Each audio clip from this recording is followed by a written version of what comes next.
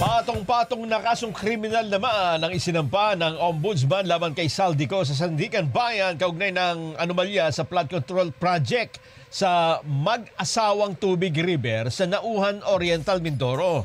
Kasama rin po sa kinasuhan ng ilang opisyal ng DPWH Region 4A at mga miyembro ng SunWest Corporation. Ayon kay Assistant Ombudsman Miko Clavano, inihain na sa Sandigan Bayan ang mga kaso, kabilang ang malversation of public funds through falsification of documents, paglabag sa Section 3E ng Anti-Graft and Corrupt Practices Act at co-violation ng Section 3H ng RA 3019. Ang reklamo ay unang isinampa ng Independent Commission for Infrastructure noong September 29. Gate ni Clavano, determinado ang ombudsman na ituloy ang kaso na walang kinikilingan.